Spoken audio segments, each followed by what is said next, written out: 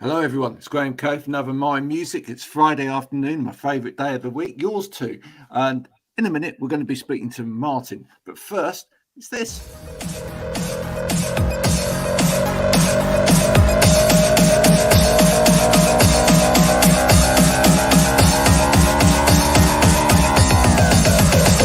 Keep on, don't stop.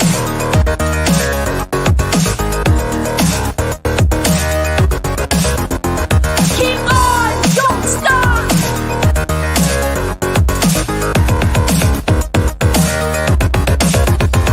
Keep on, don't stop.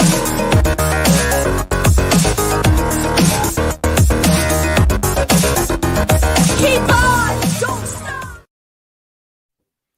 Martin Saint, how the devilment are you, sir? I'm really good. It's a good day for me because, excuse me, as you may know, I've just released a single today off my coming album, my next solo album, which is coming out on March 9th. So I'm quite excited about that. It was a monumental task to produce by myself. But, I'm happy. Like, it's a big load off my back, that's for sure. That's an interesting way of talking about a craft, isn't it? It's a big load off your back. Yeah. In what way was it a challenge?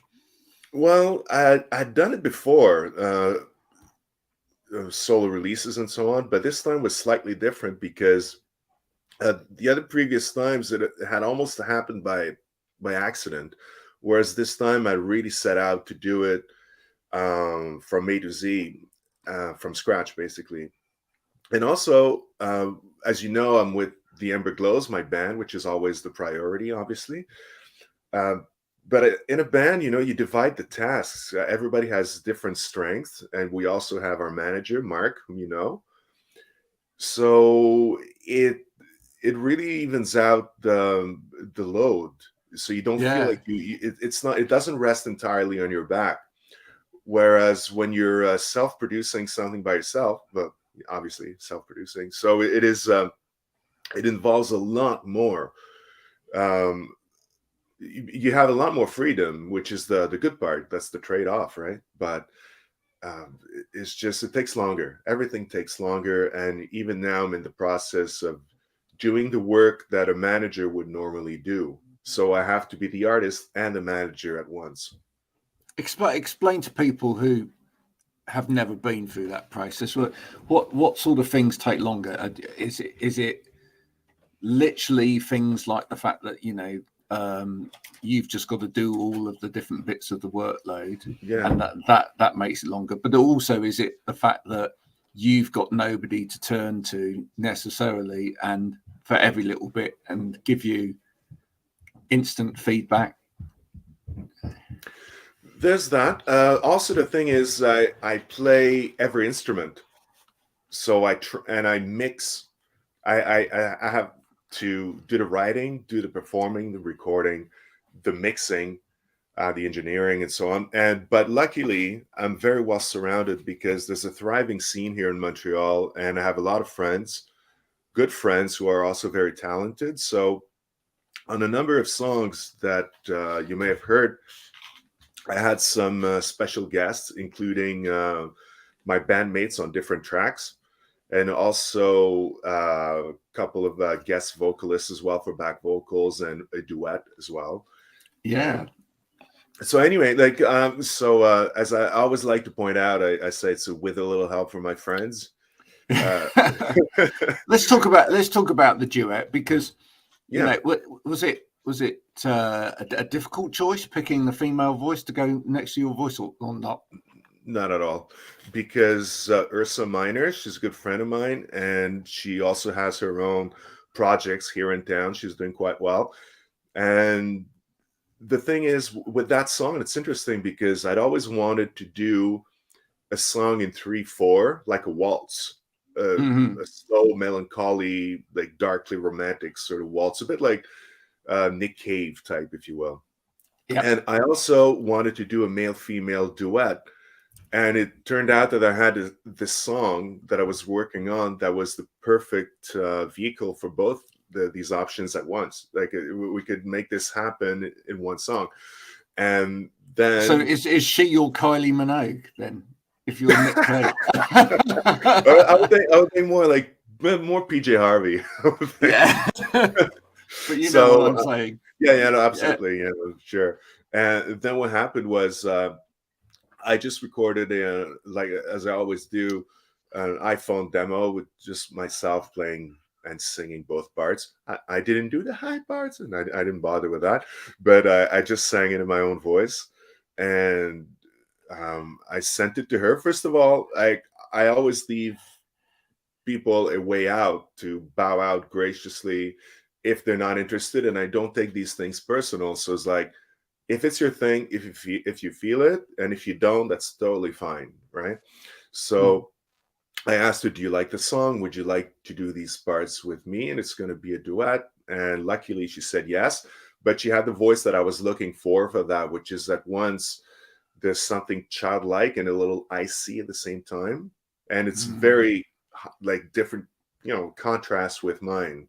It contrasts really nicely with your voice. Yeah. Oh, thank you. I think it works very nice, that song. A lot of people like it. Yeah, no, it works really nicely. And in terms of the whole feel of the album, I mean, it's different but similar. There's similarities between what you do with the band, but that you've gone there's enough difference in there that people will go, oh, Yeah, okay, yeah. hopefully, because I want there to be a certain sense of unity with the Ember Glows, the continuity, but at the same time, something different, so it's not just more of the same. With a notable difference with this solo output is that there's a lot more keyboards.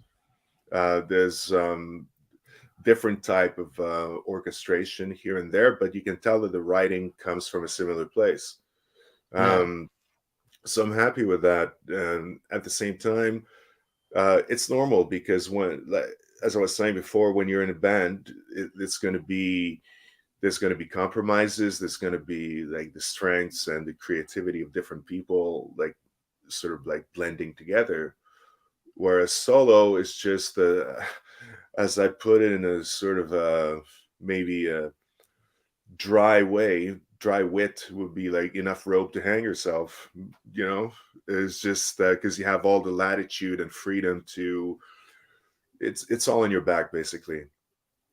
I wouldn't say that this album hasn't got strong choruses, but compared with the Ember Glows, where you've got some very big amphoric chorus structures to it, here you seem more locked into a groove quite a lot. Okay. Yeah. I mean, that's why I'm so excited to have this finally out, because hearing your perspective is new to me. I don't know, because I've been so immersed in this for so long that it's hard for me to tell what's what anymore. To be honest with you, I'm not going to I'm not going to agree with you or disagree, because that's your opinion and that's totally fine. I don't know. I don't know anymore, because like I said, it was monumental. I spent a lot of time refining this. And so at this point, and also you're one of the first persons outside of my circles to my inner circles to actually hear it and pay close attention to it. You know what I mean? Because it's just like I've just started sending it out to. I feel very privileged for that. Thank you very much. My pleasure. For me, there's some great bits of driving instrumental in there that underpin the voice, and I think that's really quite something that I think a lot of singers will look for when they write. And in a band, you have that big sound band dynamic, which is great. But here I think you can play with, as I say, just play with your voice, just drifting in and out the music a little bit more than than you get with the band, which I think's great. Yeah, it's a different, it's slightly different approach. I mean, I don't find that being in an active band and being active as a solo performer at the same time, I don't think they're mutually exclusive at all. No, I You wouldn't say so. can no. I mean, I have enough creativity and enough passion and drive to, and even then, I'm involved in other side projects as well here and there. So, excuse me, I like to keep active. So I don't see that as a contradiction at all. And like you said, like there's going to be a bit more moodiness um, in this particular approach solo. I mean, for one thing, we're not the four of us in a room blasting the paint off the walls, you know. Yeah, it's different. This was just for the record. well, you sit inside your own head a little bit more, don't you? Yes, This kind of project, and it's also my vision entirely to myself. I mean, I don't really. I may ask for somebody's opinion, but in the end, I'm the ultimate veto. There are no compromises in the end. It's going to be my decision and my decision only, and I'll live with it for better or for worse. So it was also all recorded in my room. All of it. I didn't go to studio at all. Like, so all that you hear is me and my obsolete gear that I tried to squeeze as much juice out of. Did you get cabin fever a little bit or not? No, because I'm quite a loner. Right. No, absolutely. You're quite not. introvert in a way, yeah. Yeah. I'm very much an introvert, and I have my cats. That's it. You know. Did the cats make an appearance on it? I mean, not so much during this. No, you're laughing, but during COVID, I was doing one live stream a month where I'm playing acoustic and on camera, and I had a good draw and so on. But whatever upstaged me was whenever the cats would show up behind me, and then I would get a million comments. All of a sudden, it was like, feel a little bit upstage here, Or sometimes in the middle of a song, one of them would start meowing. Do you know what? Cats and dogs upstaged everybody during. Oh yeah, I stand up. If this is me making a Facebook post with 10 likes, I put the picture of my cat. I've got like 80 likes in 10 seconds. Can't compete. Can't compete with a furry beast. Oh, you definitely can't. You definitely can't. In terms of some of the subject matter on here. How much of it is completely autobiographical, and how much of it is just stepping outside of that? It's very interesting. I'll Be a Stranger is very biographical. The duet we were talking about before. It's about something I've experienced quite often in life, and sometimes that we need to. Is the kindness of strangers in a way that you wouldn't necessarily bare your soul to strip your soul to people well, because it's a little bit too, makes it a bit too vulnerable, but there's something about the kindness of strangers and some unexpected moments at times in life that I find very poignant, I would even say. But songs like my single out today, that's inspired by my time in Eastern Europe, Central Europe, and the weight of history over there. So I thought, what better than those lyrics than to go for something like Euro synth, very cold, wave-ish, kind of like early 80s, bit of Simple Mind, Bowie of that era. Maybe even a Kraftwerk if you want to throw that in a song. I could talk about this all day because I love talking lyrics, and that's hugely important to me. So I would say it's a mixture. I mean, there's always a bit of myself in all the writings, but sometimes it's not necessarily black or white. I'll take some dramatic license and I will throw in. It could be a bit of dialogue I've heard somewhere. It could be a line from a movie. Actually, the scenes from Cars, the I last was just one. going to say that. Yeah, I was just going to say that. Well, Yeah. I tell you that there's an interesting anecdote to that one, because where I live outside on my balcony, out there in the distance, super, super far, I see a bridge, like the major bridge that ties Montreal to its suburbs. Yep. And I see the cars, and they're like microscopic dots, almost very, very, very far. But enough, they're large enough for me to see them move back and forth. They're just like little dots. Obviously, they can't see me, but I can see them. And I always wondered what's going on in each of these cars. And it's Yeah. like I feel like a car is like a mini theater. So each verse of that song is like a little vignette inside a car. I You love know? that. I love that kind of sort of scene within a scene. Yeah. And People watching. sorry I was thinking that I tried to say a lot with as few words as possible on that one, and a bit it's I guess in a poetic form, I suppose. Yeah, which works. And it also is, when you're producing a track like that, do you then think, I'd love it if someone then picked this up and put it into a movie? Or Oh my God, yes, because it's something a lot of people have told me over the years, whether it's Ember Glows or other projects that I've had, or solo stuff that I write in a cinematic sort of way. And even sonically with Ember Glows, the four of us, we have kind of something that I think could definitely work in movies, and solo too, I believe. So yeah, something like that, like scenes from Cars, would be great for a movie, I would think. yeah, because I think there's enough space in your music, and there's enough there in sonically, and certainly in a track like that as well, in terms of the sparseness, if you like, of the lyrics, Mm-hmm.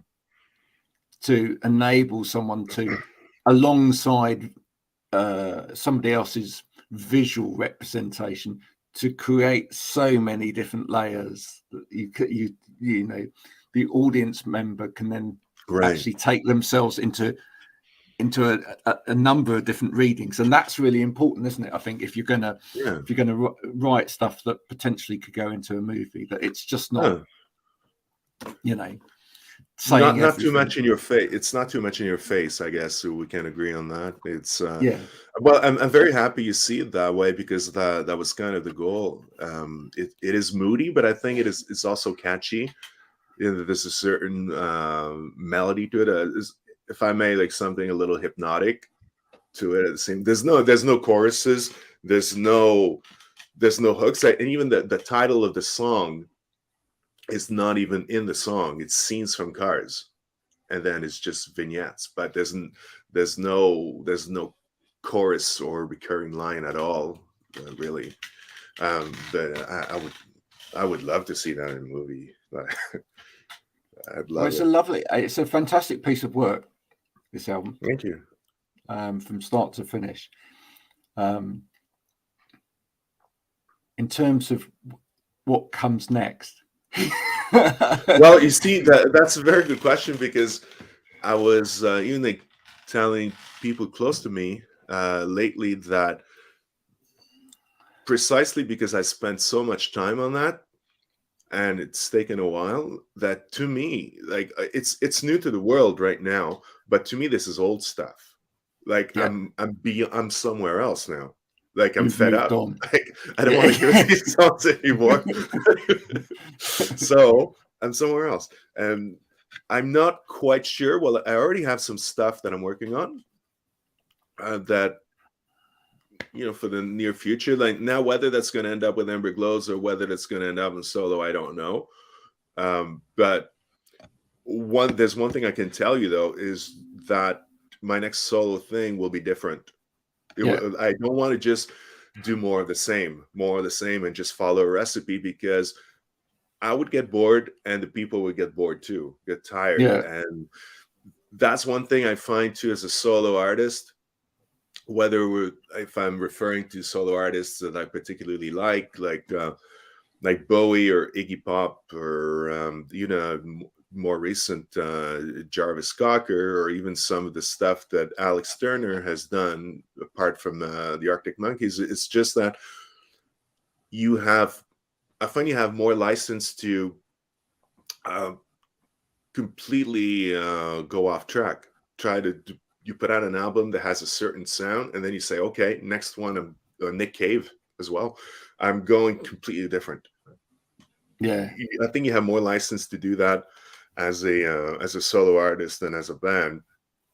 And anyway, I'm really looking forward to that. It's trying to craft a sound, another sound, and another set of influences, try to renew myself as much as I can in every way possible. and where do you go? Where do you go to start that process? Do you now just need to go and go outside for a walk? Well, maybe I need to live a little.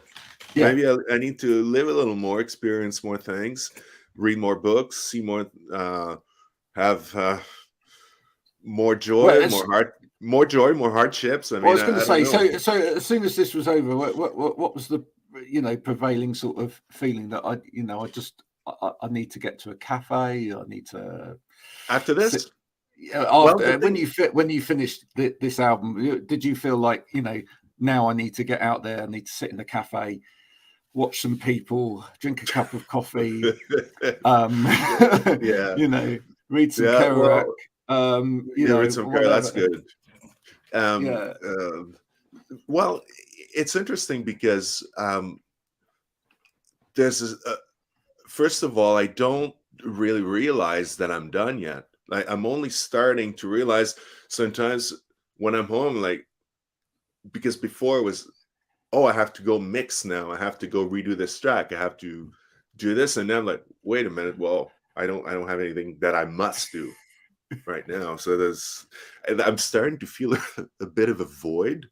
Like I'm letting go of a child. I know I don't have children, but I could imagine it's like when your child goes to school first time, and then you're like, well, I have all this time now. Like, what am I gonna do? I wouldn't know. I've got 5 children. It's just been continuous for 19 odd years. So I don't know. We've got our first son's back from university, having finished university. The next eldest is just going to university. After this summer, when he finishes his A levels, I don't know. I think in a way you partly feel that, but you kind of partly feel that and you probably feel that with this album as well. It's now time for the album to go out there into the big wide world. Absolutely. And part of it is you watch as the parent. Yeah. Excited but nervous about which journey it's going to go on. Right. Oh, that's a very good parallel, because right now, as I was saying earlier on, I'm doing the post-production, the post-release stuff. Well, post-release for the single, pre-release for the album, which is trying my best to create a bit of a buzz, a bit of an interest. So I'm doing what I call the maintenance. I'm doing a bit of maintenance right now, because now I've produced it. Now I'm doing the maintenance, trying to push it and give it a chance. But once that's a little bit more in the saddle, then like you said, I'm just gonna let it go and let it do its thing.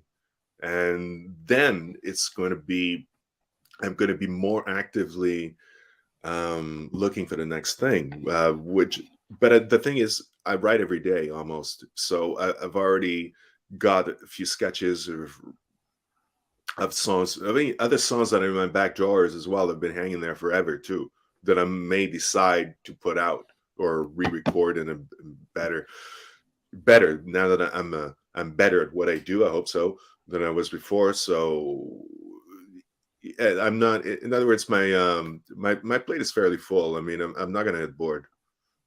No. Yes. Good. Well, look, we haven't done our duet yet, so there's plenty of time. Hope so. And do you know what? We should, because you know what? There's a distinct lack of, and I'm not criticizing your album in any way, shape, or form, but do you know what? There's a distinct lack of men on men duets, isn't there? I mean, they're gone. Name them. How many male and male duets can you think of? Well, I can only. Oh my God! And I'm apart from Bowie and Bing, you know. Right. I was going down that route. I was starting to talk like Sinatra and Tony Bennett or stuff like that, duets. Like whenever it was a trend in the 90s, I believe. Like when I'm certainly not looking forward to get buried by some tenor like the Pavarotti albums. I'm not tempted to go there. But I think I have a personal reason for that, as it applies to me, because I guess if I need a male voice, I'll do it myself. More, unless I meet another male voice that I find would complement mine very well, and we can, come it's an to an interesting agreement. Question, isn't it? I made us think there for a minute. Yeah, absolutely. Yeah, it's true, but because I do know plenty of other male singers, obviously on the scene here, but would it be compatible? Will we agree on a vision? We wanted the same, because I have nothing against it personally, but it's just like it hasn't really panned out that way. And I find that at least with female singers, because I'm working with other female singers as well, though not under my name. I'm just like strictly in the background producing, writing, and then they write the lyrics, they write the melodies, and it's a 50-50 thing. Obviously, it's very even that way. But I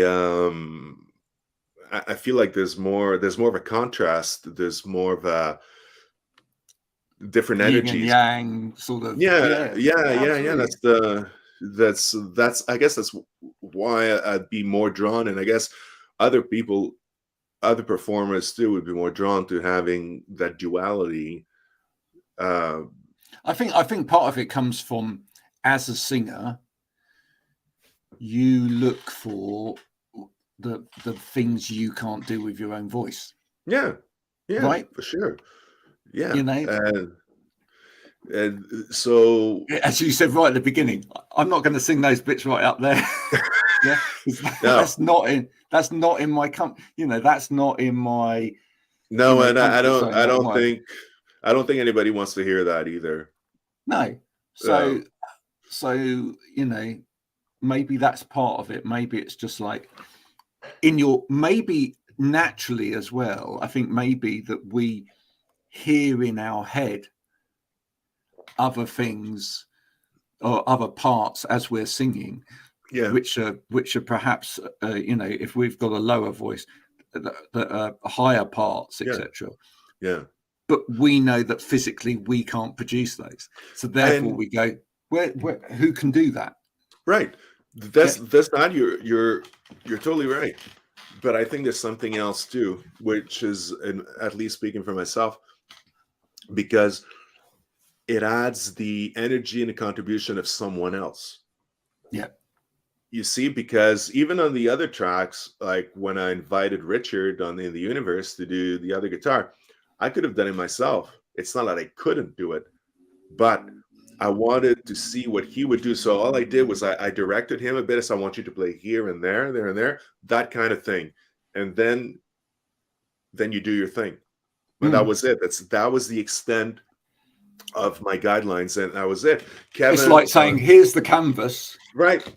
This is the canvas. It's got to be within this canvas. Yeah, exactly. But what you draw on that canvas is entirely up to you. Exactly. As long as you respect these guidelines, like you follow the basic guidelines I give you, within that, you're totally free. Like Kevin on bass on Wide Open, he did that. And also Dan, interesting with Dan is that he's normally the drummer with the Ember Glows, but like me, he's a multi-instrumentalist. And I wanted him, because I know he doesn't get the opportunity to record guitar very often. So I asked him to find me a pedal steel kind of sound. Find me Right. something that sounds like a pedal steel. That's why on the credits, if you noticed, I credited him as fake pedal steel. Not even additional guitar. I just went fake pedal steel. That's it.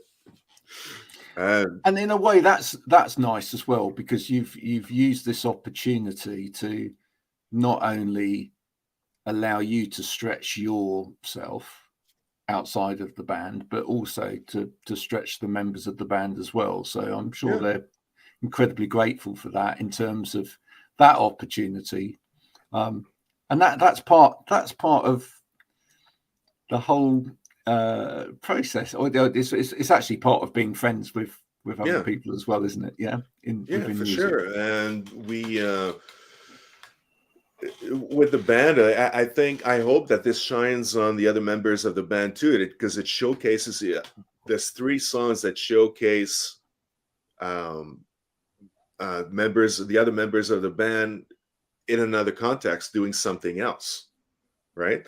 And also I had other like 2 other female backup vocals as well, and I had another friend who played the Moog. So I had, like I said, in Montreal is a thriving scene, and I had something else planned with another friend, but for a question of scheduling, it didn't pan out.